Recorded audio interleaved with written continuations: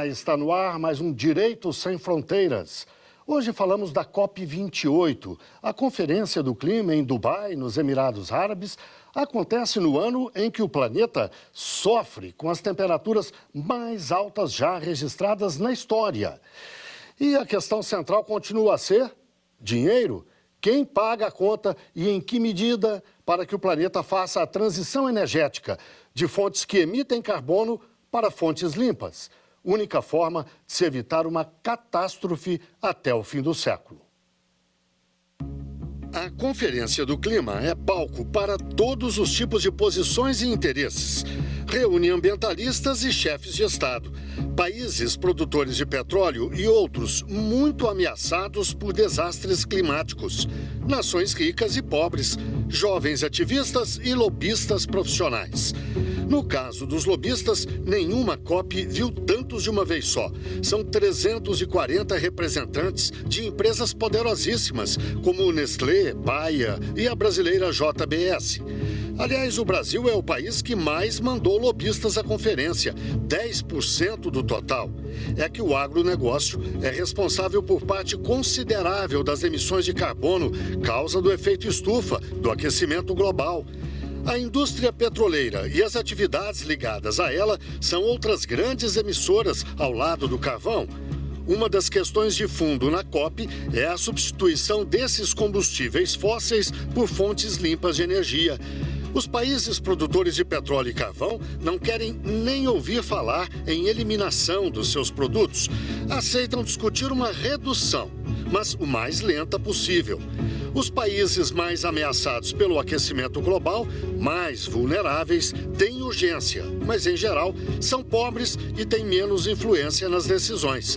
E na hora de pagar a conta, os países em desenvolvimento, inclusive os árabes e o Brasil, defendem responsabilidades diferenciadas. Eles querem que os mais ricos financiem a maior parte das ações para diminuir a emissão de carbono. Já o bloco dos desenvolvidos alega que vai ter gastos grandes também nos seus próprios países e evita discutir uma meta para o financiamento da adaptação climática. No discurso que fez na COP, o presidente Lula insistiu na responsabilização dos países ricos e lembrou que a pobreza é inimiga da estabilidade climática. Reduzir vulnerabilidades socioeconômicas significa construir resiliência frente aos eventos extremos. Significa também ter condições de redirecionar esforços para a luta contra o aquecimento global. Para falar desse assunto, eu converso agora com Stella Hershman, especialista em política climática do Observatório do Clima. Converso também com Rafaela Benevides, doutora em Direito Público, mestra em Direito da Tutela Jurisdicional do Estado Democrático de Direito e advogada na área de Direito Ambiental. Muito obrigado a vocês duas pela participação aqui no Direito Sem Fronteiras. Eu começo com uma pergunta para Stella. Essa nossa conversa, Stella, se dá no momento em que os participantes da COP28 lá em Dubai ainda estão vendo a luz do dia e estão, ou melhor, já vão noite adentro, né, porque o sol já passou por lá, e eles preparam o documento final que vai ser aprovado nesta terça-feira. Ou seja, nós estamos num momento em que não temos as decisões totalmente tomadas, completas, mas já há vários indícios, já há vários sinais que podem nos dizer o que esperar da COP28. O que você particularmente espera? O que já se pode ver? Obrigada, Guilherme, pelo convite de estar aqui, é um prazer. Bom, essa COP, ela na verdade está prevista para acabar amanhã, mas nada garante que ela de fato vai se encerrar amanhã. O Sultan Al Jaber, que é o presidente da conferência, falou muitas vezes que ele vai encerrar, mas, na verdade, as negociações estão num momento crítico, né? A gente pode até dizer que vai, ou racha, né? E, então, é muito comum que essas conferências elas se prolonguem, que, inclusive, por mais de 24 horas, a gente teve conferências que se prolongaram por 1, 2 dias, mais de 2 dias inteiros. Então, não dá para saber ainda, não dá para a gente bater o martelo quando ela vai terminar. O que a gente sabe é que essa conferência ela está se reunindo com o propósito de fazer uma avaliação do que o mundo conseguiu avançar nos objetivos do Acordo de Paris, de 2015, quando ele foi assinado, até agora. É o chamado balanço global. Mas essa avaliação tem duas partes. Tem a parte de olhar para trás, então saber como a gente cumpriu os objetivos até agora de mitigação, ou seja, corte nas emissões de gases de efeito estufa, de adaptação, de se preparar para os impactos e de financiamento climático, que são os meios de implementação, que é mandar dinheiro dos países desenvolvidos para os países em desenvolvimento. Mas, além de fazer esse olhar para trás, o balanço global deve indicar o caminho daqui para frente, principalmente para a próxima rodada de metas climáticas, de como os países vão fechar aí as lacunas entre o que precisava ter sido feito e o que de fato está acontecendo. A principal lacuna a ser fechada seria a gente ter um acordo sobre a eliminação dos combustíveis fósseis, que é a principal causa, né, da crise climática que a gente já está vivendo e que a gente viveu, né, esse ano intensamente, como você mencionou na sua introdução. Mas esse é o grande imbróglio e o grande impasse que os países agora, durante a noite, madrugada dentro, devem estar discutindo se a gente vai conseguir chegar num acordo histórico sobre a eliminação ou redução, ou se nem isso vai sobreviver aí à noite tensa de negociação dos combustíveis fósseis. Rafaela, falando da análise do que passou, uma das funções da COP é avaliar o que foi decidido anteriormente, foi cumprido, não foi, esse balanço. O que você diria? O balanço é positivo, é negativo? O que sobra disso aí se a gente espremer? Agradeço a participação. É uma honra estar aqui dividindo a conversa, o debate com a Estela, extremamente gabaritada desde os bastidores, e agradeço ao público da TV Justiça. Bom, vou complementar o que a Estela falou. Primeiro, há uma visão do dever ser, né, doutora Estela, e a visão do ser, do que realmente vai ser implementado. Agora, bater o martelo realmente não tem como, mas, complementando e respondendo o questionamento do Guilherme, realmente eu vejo que há avanços, sim, positivos. No começo, eu acreditava, eu era muito cética nessa questão, mais uma COP, mais uma falta de operacionalização da Convenção Quadro e dessa ação climática cada vez mais sentida e percebida por todos nós, né? Mas, ao contrário do que eu esperava, eu acredito sim que a COP28 irá trazer benefícios, pontos positivos, irá acelerar, sim, irá potencializar questões que eram tão somente teorizadas, por exemplo, o Fundo de Perdas e Danos é um exemplo disso, apesar de sabermos que ainda não houve uma arrecadação significante de verbas, porque, na verdade, de acordo com o relatório, há uma busca de 215 a 387 bilhões para conter essa ação climática, e o Fundo de Perdas e Danos, que é mais um mecanismo institucional, mais um mecanismo de financiamento, me desculpe, e, querendo ou não, complementa agora, até então, está em torno de 700 milhões. Há pontos, sim, positivos, eu também vejo, não sou como eu estou te dizendo, há balanços positivos. Por exemplo, nunca se tratou da questão da preservação das florestas tropicais. Os painéis e vários colegas juristas que estão lá, é interessante que a gente consegue sair da bolha, né, Estela, daquela bolha de estar lá no Emirado Árabe e consegue ver aqui do Brasil quais são os benefícios e os pontos positivos no tocante às ações climáticas.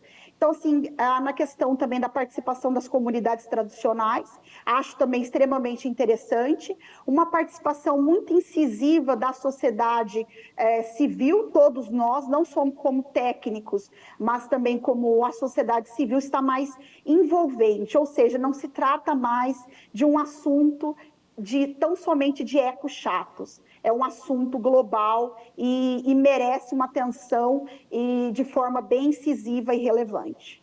Estela, a Rafaela se referiu a perdas e danos, aquele fundo para mitigar os efeitos da crise climática e que basicamente são constituídos por dinheiro dos países que historicamente ganharam com a Revolução Industrial, com o próprio efeito, com tudo isso que a gente está vendo, né?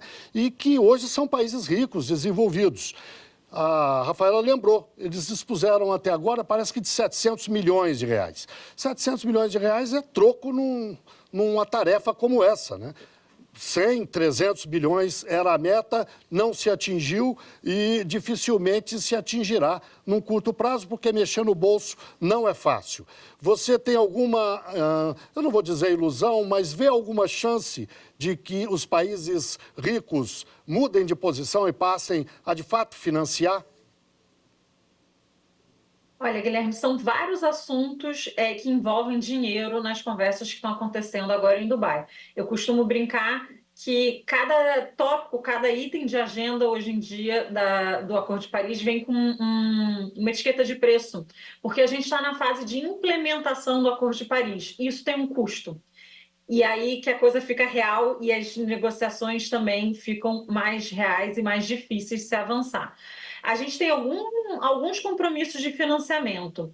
Tem um compromisso histórico que foi firmado em 2009 dos países desenvolvidos embolsarem 100 bilhões de dólares por ano para os países em desenvolvimento, para que esses países em desenvolvimento conseguissem fazer ação climática em mitigação, ou seja, corte de emissões, e também em adaptação. Historicamente, muito mais dinheiro foi direcionado para mitigação do que adaptação. Isso é um problema e isso também é um item de negociação que está sendo resolvido lá e que pedem-se mais esforços na área de adaptação.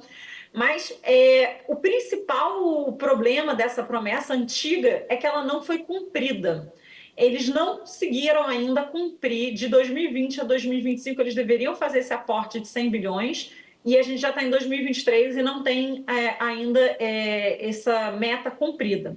Isso acaba fragilizando todas as negociações climáticas. Isso cria uma crise de confiança entre o sul e o norte global. Como você falou, os países envolvidos que emitiram mais gases de efeito estufa, que se desenvolveram e que são hoje os países ricos, acabam sendo vistos com muita desconfiança quando eles pedem mais ambição climática dos países em desenvolvimento, porque os países em desenvolvimento falam: olha, vocês nem cumpriram a promessa que vocês fizeram há tanto tempo atrás de colocar dinheiro na mesa. Agora a gente tem um outro fundo, que é o Fundo de Perdas e Danos. Ele foi conquistado na COP passada, na COP 27, em Sharm el-Sheikh, no Egito, depois de 30 anos de negociação climática, liderada principalmente pelos países mais vulneráveis, que são esses países que vão desaparecer com os efeitos das mudanças climáticas, e com uma pressão muito grande da sociedade civil, que a doutora Rafaela falou, né, que é tão importante hoje em dia. E depois de 30 anos conseguiram a criação desse fundo, e ele foi operacionalizado no primeiro dia da COP28 em Dubai. Isso é um marco histórico, isso foi uma vitória importante, mas isso foi construído ao longo de todo o ano. Obviamente, isso não foi resolvido ali nas primeiras 24 horas, né? Os aportes financeiros que foram anunciados não foram só de países envolvidos, teve país em desenvolvimento, inclusive o anfitrião da COP, né, que são os Emirados Árabes, eles não são considerados um país desenvolvido, eles fizeram um aporte importante, mas ainda é muito pouco, face o tamanho do desafio que é lidar com o que já não tem mais volta. Perdas e danos são aqueles impactos que você não vai conseguir se adaptar, se preparar para eles. São perdas muitas vezes imateriais, como a gente falou aqui, desaparecimento de um país inteiro pode acontecer naqueles países ilhas, né? Se a gente continuar nessa escalada da crise climática e rumo aí a 2 graus Celsius, esses países vão desaparecer. Então, a solução acaba sendo a reparação, o dinheiro, e esse dinheiro ele não é suficiente para o que a gente sabe hoje, e essa é uma conta que é um buraco sem fundo, principalmente se a gente não for capaz de parar as mudanças climáticas, de atuar muito forte na mitigação e colocar o mundo no rumo para limitar o aumento da temperatura a 1,5 graus, porque aí essa conta não vai ter fim. Os impactos são inestimáveis. Então, o fundo foi criado, é um passo importante, mas, como você falou, é pouco dinheiro em face de um desafio tão grande que é lidar com esses impactos. Rafaela, há uma outra dicotomia nessa COP, que, aliás, havia nas anteriores, além da países ricos versus países pobres, que produtores de petróleo e grandes consumidores de carvão, como a China, versus os países ameaçados, como disse a Estela. É uma queda de braço complicada porque a turma do petróleo tem poder, muito dólar, muito dinheiro e resiste porque, afinal de contas, as economias desses países sobrevivem à base do petróleo. Você vê alguma chance de algum avanço nessa COP de agora em relação à questão da eliminação do uso de combustíveis fósseis? Vê alguma chance de a coisa caminhar para esse sentido? Ou nós vamos ficar naquela outra frase que pode traduzir o espírito da COP, que seria a redução gradual, sem tocar na questão da eliminação? Mas eu vou pedir que você fale sobre isso daqui a pouco, logo depois do intervalo. O Direito Sem Fronteiras, portanto, faz uma breve pausa e volta já já.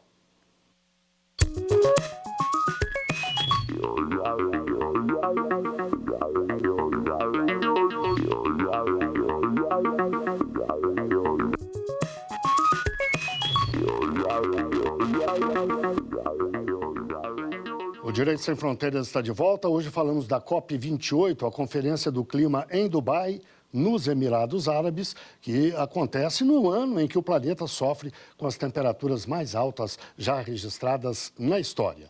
As nossas convidadas são Estela Hershman, especialista em política climática do Observatório do Clima, e Rafaela Benevides, doutora em Direito Público, mestra em Direito da Tutela Jurisdicional no Estado Democrático de Direito, além de advogada na área de Direito Ambiental.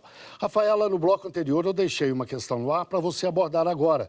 Eu pedi que você avaliasse o que poderia sair na redação final que exprime a essência da COP sobre os combustíveis fósseis. Afinal, a redação tende a ficar na redução gradual do consumo de combustíveis fósseis ou vai avançar um pouco mais e tocar na eliminação, ainda que lenta e gradual, do consumo?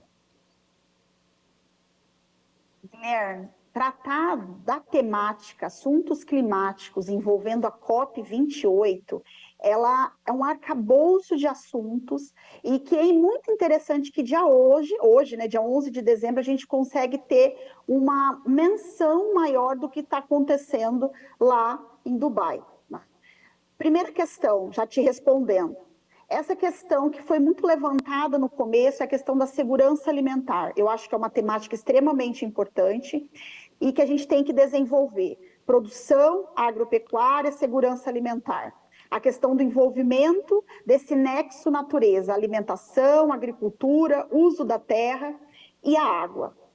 Outro ponto que eu acho que é de extrema importância, que está tendo painéis nessa visibilidade, a questão dos combustíveis fósseis, que a gente está tratando bastante aqui, né, nesse nosso debate. Bom, eliminação ou redução?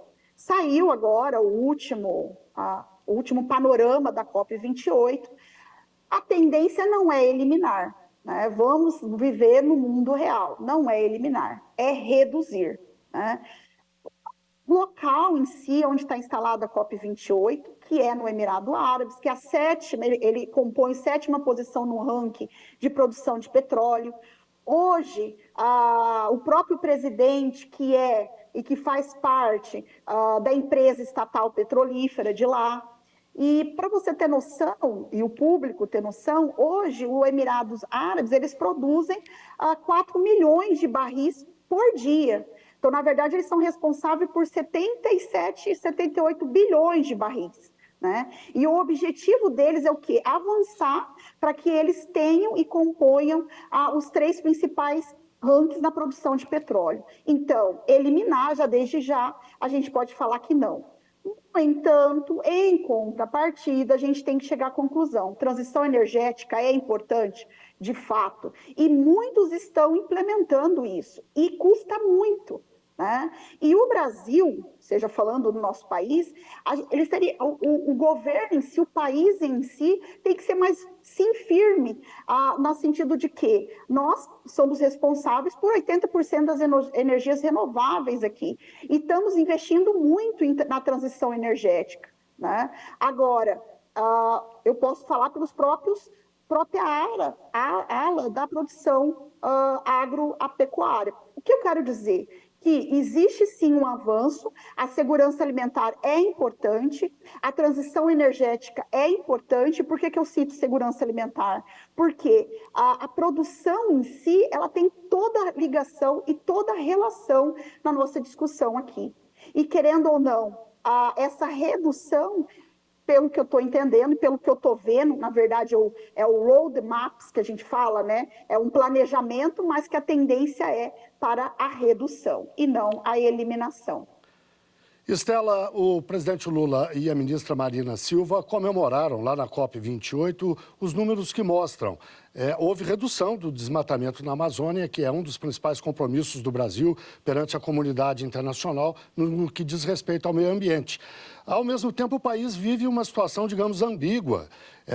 Planeja explorar petróleo no norte do país, nas águas acima ali do Amapá, enfim, na mesma área onde a Guiana encontrou muito petróleo, e acaba de dizer à OPEP que aceita o convite para integrar a organização.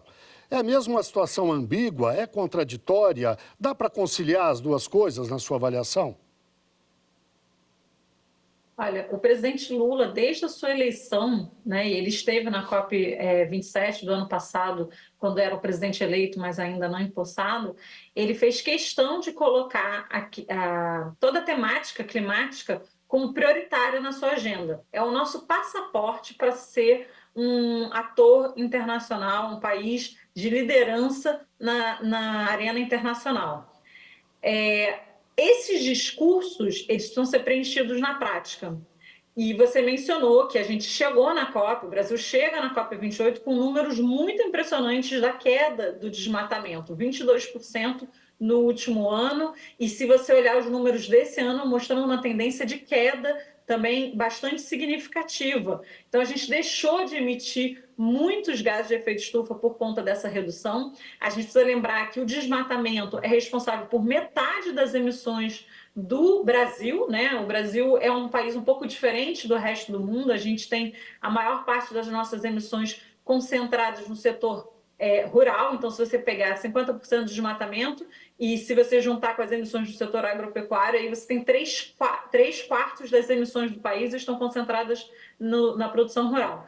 Então, a gente atacar o nosso principal problema é um grande passaporte, era um grande resultado que a gente tinha para levar a COP e que a gente levou. O problema é que a gente, no mesmo dia que a gente chegou na COP, o presidente Lula chegou na COP, a gente também anunciou que ia entrar na OPEP+, que é um cartel de produtores no mundo do petróleo. E a gente tem visto, como você mencionou, declarações da Petrobras dizendo que vai ser a última a explorar petróleo no mundo, as intenções também da Petrobras de explorar petróleo na margem equatorial, que você mencionou, né, na foz do Rio Amazonas, que é uma área extremamente sensível.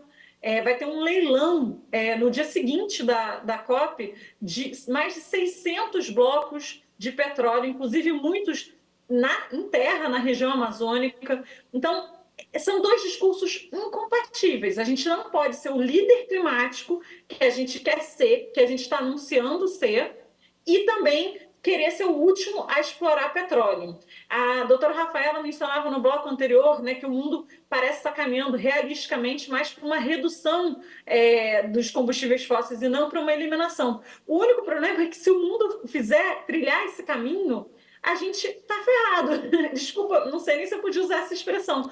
Mas, na verdade, o que a Agência Internacional de Energia mostra é que a gente não pode abrir mais nenhum campo de exploração de petróleo. Se a gente implementar tudo que está planejado no mundo, e não é só o Brasil que quer ser o último a explorar petróleo, né? Todos os países da OPEP querem ser os últimos a explorar petróleo, a gente vai explodir o nosso orçamento de carbono para a meta do Acordo de Paris e muito mais. A gente vai chegar no mundo muito mais do que 2 graus Celsius mais quente. Isso significa não só o desaparecimento daqueles países que a gente já mencionou, o que é gravíssimo, mas também impactos gravíssimos para todo mundo. Então, assim, você pode imaginar os impactos em cadeia que isso pode ter no Brasil. O Brasil é um país vulnerável às mudanças climáticas. Se a gente pegar a nossa agricultura, por exemplo, que ela é intrinsecamente dependente do regime de chuvas, né? Ela não é uma agricultura irrigada e ela é a grande responsável aí pelo PIB do nosso país. Se o nosso regime de chuvas for afetado pela mudança do clima, e ele já está sendo, a gente vai ter um impacto também na nossa produção. Então, o país precisa fazer uma escolha. Se ele vai querer ser a liderança climática mundial, que ele diz que quer ser, ou se ele vai ser o último país a explorar petróleo. Estela, a expressão que você usou é corriqueira e acho que exprime bem o que você quis dizer. Não se preocupe. E, Rafaela, eu lhe pergunto, a próxima COP, a 29, será no Azerbaijão. Por coincidência, assim como os Emirados Árabes, grande produtor de petróleo. Acho que é o 8º do mundo, coisa assim. E a COP30 será no Brasil, em Belém. Também passa a ser um grande produtor de petróleo, de certa forma, o Brasil, depois do pré-sal. E, afinal, qual deve ser o caminho do Brasil? O Brasil, como eu disse, o Brasil ele tem e deve ser um ator-chave importante, né, na prática. Né? A questão seguinte, preservar a floresta tropical realmente é buscar a descarbonização, é buscar o desmatamento. Né? Tratar da alimentação, ou seja, nós somos extremamente importantes e impactantes na produção alimentar. Não é tão somente produzir, mas é produzir com segurança, com alimentos de qualidade e que atenda a população. Isso eu estou querendo dizer o quê? Que invista em tecnologias, melhoramento no sentido de a produção, a cadeia produtiva, ou seja, a origem desse alimento, a questão da própria produção, aonde está inserido a agropecuária e o florestamento. Aí eu entro na questão do mercado de carbono, que é algo tão discutido hoje na COP, que é o mercado global de carbono. Bom, você me perguntou algo extremamente importante. COP30 está aí. Né? O Brasil, iremos sediar, eu acredito que não com tanta pompa como está acontecendo lá no Emirados Árabes, né? Estamos sendo realistas, mas nós devemos sim protagonizar algo importante, que esteja a participação das comunidades, da sociedade civil, a comunidade tradicional, ou seja, os povos indígenas e comunidades ali envolvidas, que são, querendo ou não, os principais e os mais vulneráveis que sentem os impactos adversos das alterações climáticas. E eu vejo que potencializar, acelerar a transição energética é, sim, ter o Brasil uma posição, como a doutora Estela disse. Ou você segue o rumo de que busca a transição energética, ou você segue o rumo de que você é um membro da OPEP, da Organização dos Países Exportadores de Petróleo. Então, é algo muito claro, transparente e que não envolve soluções, paradigmáticas, seriam soluções ágeis, eficientes e que demonta algo realmente operacional. Rafaela. Ou seja, trazer fundos. Sim, eu só lhe peço que conclua o seu raciocínio, nós estamos chegando ao fim do programa. Desculpa. Então, concluindo. Então, os mecanismos de financiamento são importantes porque a operacionalização de tudo isso que a gente vem tratando, porque não adianta só falar, não adianta só a demagogia, né? Concorda, Estela? A necessidade de operacionalizar. Então, eu acho que essa é a minha deixa final. É a operacionalização de toda uma COP. Bem, muito obrigado a vocês duas pela participação aqui no Direito Sem Fronteiras. Eu conversei com Estela Hershman, especialista em política climática do Observatório do Clima, e também com Rafaela Benevides, doutora em Direito Público, mestra em Direito da Tutela Jurisdicional do Estado Democrático de Direito e advogada na área de Direito Ambiental. Muito obrigado mais uma vez e obrigado também a você que nos acompanhou. Não deixe de seguir a nossa programação no site da TV Justiça. Nós estamos no YouTube, no Instagram, no Twitter, no Spotify. É só digitar lá Rádio e TV Justiça que você encontra o nosso conteúdo. Até o próximo programa.